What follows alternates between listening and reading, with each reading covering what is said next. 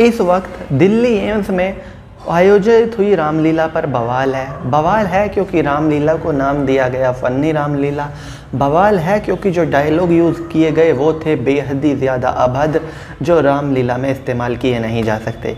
यहाँ पर लोग बहस कर सकते हैं कि बच्चे मज़े कर रहे थे, मज़े में बच्चों ने बोल दिया, लेकिन उन लोगों को बहस करते हुए एक बात सोच लेनी चाहिए, मज़े के लिए पूरी दुनिया पड़ी है, मूवी पड़ी है, कोई फेक स्क्रिप्ट बनाकर चाहे आप गाली दीजिए, कोई माइंड नहीं करता।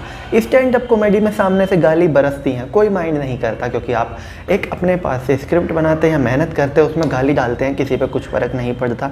किसी लड़की को कुछ भी बोलते हैं स्टैंड अप कॉमेडी में, किसी को कुछ फ़र्क नहीं पड़ता। किसी लड़के को कुछ भी बोलते हैं, कुछ फ़र्क नहीं पड़ता। लेकिन जब रामलीला महाभारत की बात आती है तो लोगों की भावनाएँ जुड़ जाती हैं, और वहाँ पर आप इस तरह की चीज़ें करेंगे तो उनका मुद्दा तो बनेगा ही, उन पर बवाल तो होगा ही। अब भला कैसे सोच सकते हैं आप रामलीला के नाम पर फ़नी रामलीला बनाएंगे, अभद्र भाषा का इस्तेमाल करेंगे और फिर सोचेंगे कि आप बच निकलेंगे।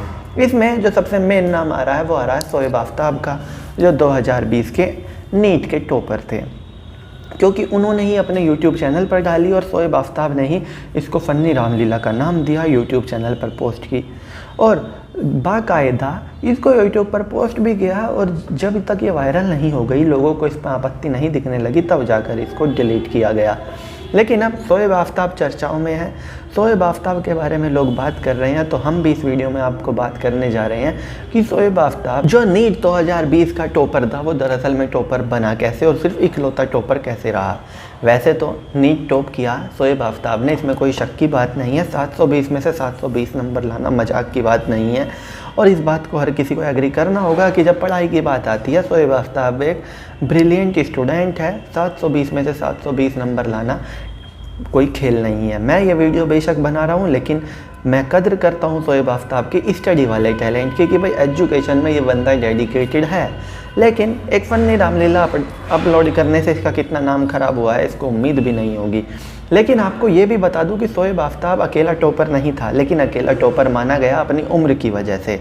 दरअसल में शोएब आफ्ताब और आकांक्षा सिंह दो ऑल ओवर द इंडिया दो कैंडिडेट ऐसे थे जिनके 720 में से 720 नंबर थे। लेकिन शोएब आफ्ताब की उम्र ज़्यादा थी, तो उम्र को तरजीह दी जाती है नीट का जो एल्गोरिथम है उसके हिसाब से, और सिर्फ एक टॉपर लिया गया शोएब आफ्ताब। कायदे से तो आकांक्षा सिंह भी टॉपर थी और उनको भी टॉपर की श्रेणी में रखना था, उनकी भी नंबर 1 रैंक होनी चाहिए थी और जॉइंट नंबर 1 वहाँ पर होना चाहिए था।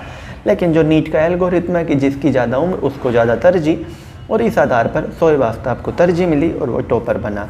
हालांकि इस वक्त वो बेहद गलत वजह से चर्चाओं में, हमें उम्मीद है कि यहाँ से वो सीखेगा और आगे कभी इस तरह की गलती नहीं करेगा।